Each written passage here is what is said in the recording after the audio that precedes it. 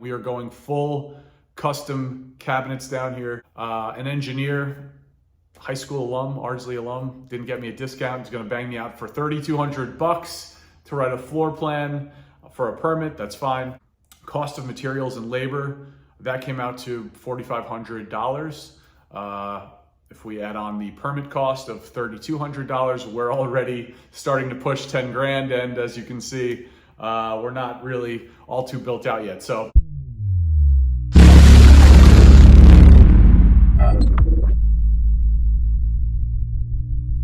Hi, it's about a month later. It's June 15th. As you can see behind me, not much from a construction standpoint has been done in the past 4 to 5 weeks, but a lot of planning and logistics and me walking around down here talking to myself, trying to figure out the final floor plan. That has been happening, and we're just about set. I think with that, I will briefly walk you guys through this room one last time to show you exactly how I want it laid out. But just to catch you guys up to speed, basically the framing was done within 2 days. So 4 or 5 weeks ago, when we started this, when we actually started construction down here, the framing was done instantly. Chris did a great job in turning that around in really short order. About a week or so, it took about almost 2 full weeks to get the cabinet maker and the electrician in here to do a full walkthrough, all of us, my contractor Chris, myself, the electrician, the cabinet maker. We did that. That was super beneficial for me because I was able to, based on that conversation and those conversations with all of those parties, different parties, I was able to then go back and really come down here and figure out exactly what I wanted to do. Took a lot of the measurements myself. As you'll see in a few moments when we do the walkthrough, they were able to, confirm or deny any of the things, any and all of the things, questions that I had, ideas that I had. So with the help of them, my fiance, and just me talking to myself for a month, I think we finally have the final layout down here, which is great. The cabinet maker sent over the first rough draft of the floor plan. We are going full custom cabinets down here. He said that the good news is it'll be less than 15 grand to deck out this entire 670 square foot of cabinet space. I guess we'll see where that winds up once we actually agree upon a floor plan. So I'm going to reach back out to him soon in regards to that. The electrician seems way off with pricing $8,900 to do all the custom lighting in here. I don't know, seems like a lot to me. Let me know in the comments what you guys think, but as we walk through, again, I'll just refresh your memories and let you guys, show you guys exactly what I'm doing with the lighting down here. Maybe I don't know, maybe that is what it's supposed to be. I don't know. But it's, to me, even with other rough quotes that I've received to do similar things down here, that just seems double. It sounds like my contractor was saying that he was, and the electrician is an awesome guy. I had a phenomenal conversation with him. Great, I'd love to have a beer with that guy. But I think he was just going, that quote was just for, that rough estimate was for all of the super high-end stuff that may not even be necessary to light this room properly anyway. So, but just to give you an idea of some initial numbers on some of this stuff. Also, my town is a huge pain in the ass, and the one thing that I wound up finding out, I understood from my contractor who was down here when he first came. When he first came to do a walkthrough with me, he did some sleuth work and figured out that there was actually, based on things he saw in certain nooks and corners of this place, on the ground, on the ceiling, that this basement, which is about close to 1,700 square feet total, this basement at one point was finished. And that makes sense to me because there is a full bathroom over there that is finished with a wall that's finished over there. And, as you guys have seen in here, you'll see it again shortly, there are these weird mirrors and stuff. So amongst other things that he certain nails that he saw on the baseboards and stuff in the ceiling. It looks like this basement was finished. It had to be ripped out. I mean, no one has explicitly communicated that to me. Not when I bought the house, or not ever. it looks like it had to be ripped out when a previous owner left because the town was like, what the hell are you doing? They didn't have a permit. And I want to do this once. I want to do it right. And that's what we're going to do. And that means I need a permit. So yesterday, June 14th, my contractor, Chris, and an engineer, high school alum, Ardsley alum, didn't get me a discount. He's going to bang me out for $3,200 to write a floor plan for a permit. That's fine. So right now, all in at the moment, and you guys saw, if you haven't already, go watch the phase 1 video. But for just the framing of this room, cost of materials and labor, that came out to $4,500. If we add on the permit cost of $3,200, we're already starting to push 10 grand. And as you can see, we're not really all too built out yet. So, but again, I want to do this once. I want to do it right. I'm super excited for what we have coming down the pike here. And so why don't I flip the camera around? I'll show you guys, now that you know what I've been up to and what we've been up to for the past 4 weeks. You know, I think when you have a collection like mine, when it's not just statues and when it's not just action figures, it's both.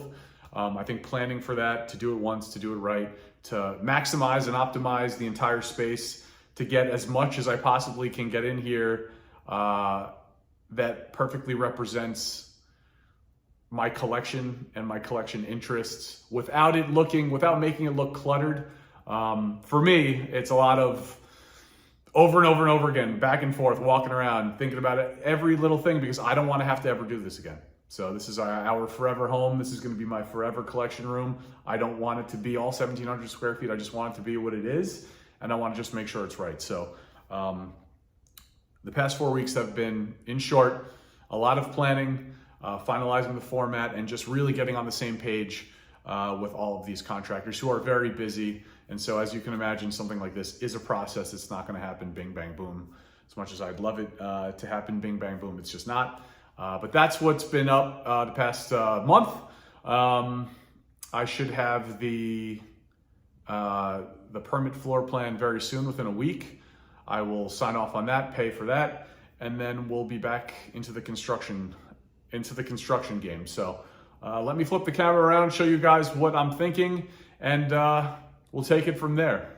Okay guys, we're about to step through the imaginary door, imaginary for now, and do a walkthrough of this place once again. This is probably the third walkthrough, maybe, that we've done in total on the channel.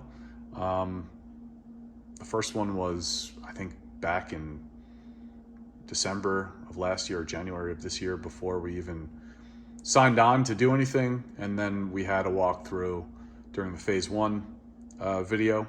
And as promised, I told you guys that I would be documenting all of this. You will see exactly what's in my head as it happens. And so that's what we're about to do. We're about to do, hopefully, what should be the final walkthrough. I probably have said that each time, but I really do believe that at this point, especially with everything that has transpired, the final walkthrough of this place. So here we go.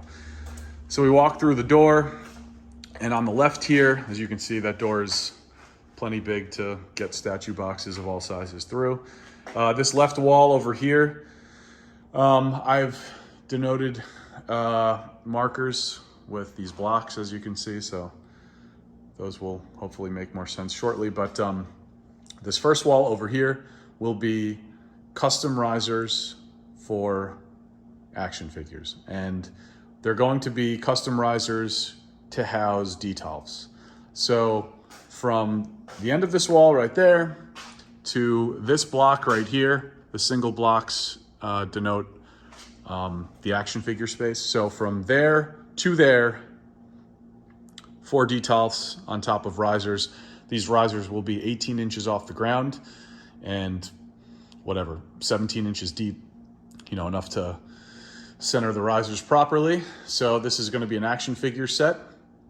And we're going to have that specific configuration a few times throughout the room for wherever we put the detals. Inside the detals, we will also be doing localized lighting. Starting at the second block up here, from that second block all the way down and all the way around to these 2 blocks right there. That's all statues, and that's going to be my quarter scale Lord of the Rings collection, plus any other quarter scale sci-fi stuff. It's mostly going to be the Lord of the Rings stuff. It's going to take up a lot of space.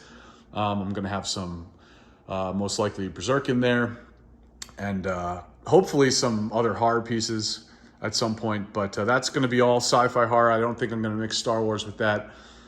But I don't want to get too crazy with themes. And so I really just want to keep this sci-fi medieval fantasy. That's my favorite genre. And Lord of the Rings is just my favorite period. So, and I have a lot of statues from Prime 1. And a good amount of them take up a lot of space, especially Sauron. It's 43 inches tall, like 30 inches deep almost. And so, so I'm waiting for a cave troll, which I'm going to put right there someday. But yeah, so this is going to be the Lord of the Rings collection. L'd out right there. Also, just to note, the other thing that I've locked down, I believe that 36 inches high for these risers, for the statue box risers, 36 inches high by 28 inches deep. That's what these markers are for, just to kind of visually get an idea of depth. So 28 inches deep, 36 inches high, I think will be perfect because, again, some of these statues, when you have Sauron 43 inches tall, or even the ones that are 23, 26 inches tall, you know, those will all be eye level with me and most people, I would like to believe. So I'm 6'1". So yeah. So those are the dimensions for the statue boxes. And on the top of the statue boxes, on the top of all of them, we're going to get LED lights around the perimeter for uplighting. And on the ceiling, we're going to have not only hi-hats, but we're also going to have additional like, you know, millimeter footprint lights for downlighting.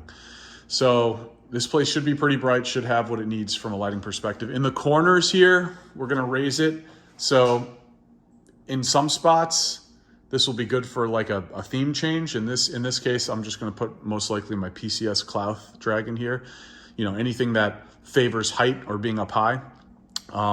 So we're going 36 inches from all the way down there to here. And then this corner will lip up to 42 inches high. So it'll be a 6-inch raise in that corner, and then come back down here to 36.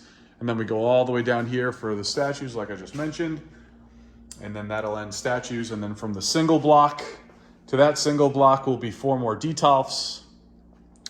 And then nothing will be here. I'm just going to put, this is going to be like an art wall, maybe a vintage toy wall or something that I could put up there. This is going to be same thing, something like that. The aforementioned art and or vintage toys, maybe an end table for like normal people stuff. This is going to be a couch. Nothing, art most likely. And then this will be my little bat cave, gentleman's area. That's the look and feel I want for that. You know, we're going to have the couch here. We're going to have another statue box, 36 inches tall, well, this one doesn't have to be 28 inches deep, and that's going to be too deep, I think, for the TV, which is going behind me, and the couch that's going to be here. So, and those pieces that I have from Prime 1, the bat pieces that I have do not need 28 inches of depth. So we're going to probably go like 23 inches out over here, 24 maybe max.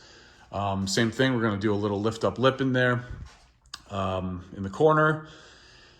Come around to about right there. As you can see, that little mark from that block to that block. This is where the TV is going to go. The TV is going to go here. And then we'll probably have a little riser just to put little whatever, anything down here. I don't know what the height's going to be. It just is kind of inconsequential, at least at the moment. It just, you know, not really too concerned with what's going to go down there. But third scale Batman, couch, art. And then from that block to the end of the wall, I'm going to put my 2 one-up arcades here. I've got the Legacy Mortal Kombat arcade coming, and I have the Golden Axe arcade upstairs. So we're going to put those right there. And then we flip around into the other wall, action figures, another 4 detolfs, so another riser shelf for the detolfs starting at that block. to that block, another 4, as you can see, the depth coming out here. That's just for statue depth. But the depth here will be obviously more shallow. And then starting from the double block all the way down to this double block, that's all going to be statues. And that's going to be my Marvel 3rd scale collection. And then in here, when we have another lifted up corner, that's going to start my Predator wall. We're going to have a Predator display, one there, and then I'll have room for, 2 more, because Prime 1, it's like, they're like almost 30 inches wide and almost 30 inches deep. So we have enough for 3 Predators, or maybe an Arnie and 2 Predators. I have the Jungle Hunter and the City Hunter, both on pre-order. Those are my 2 favorite Predators. So if they ever made like an Ahab in 1/3, they have a quarter scale in production right now. But if they ever made an Ahab 1/3, I would definitely do that.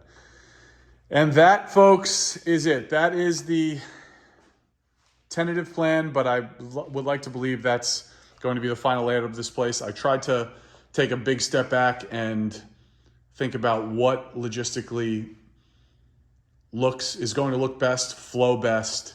And again, if you look at this somewhat holistically or whatever, it's like, you walk in to the left, you've got detolf cabinets, 4 of them, all statues, and then that flows into 4 more detolf cabinets for action figures, couch, more statues, TV, detolf cabinets, more statues. So if you just look around the room, it should all kind of connect.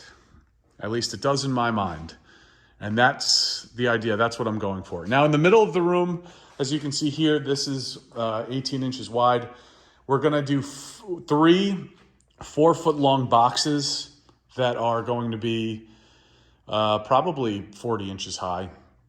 And I'm going to put 3 separate dioramas for 3 separate things. I'm going to have a Mythic Legions box, a Joe's jungle scene, and a Hasbro's wrestling display where I have my rings and all the old WWF Hasbro. So right now that's going to be probably 40 inches high. I have to double check. I need to see. I want to be able to put 2 rings back to back. So whatever the depth I need for that will be the depth for all 3. And that's it.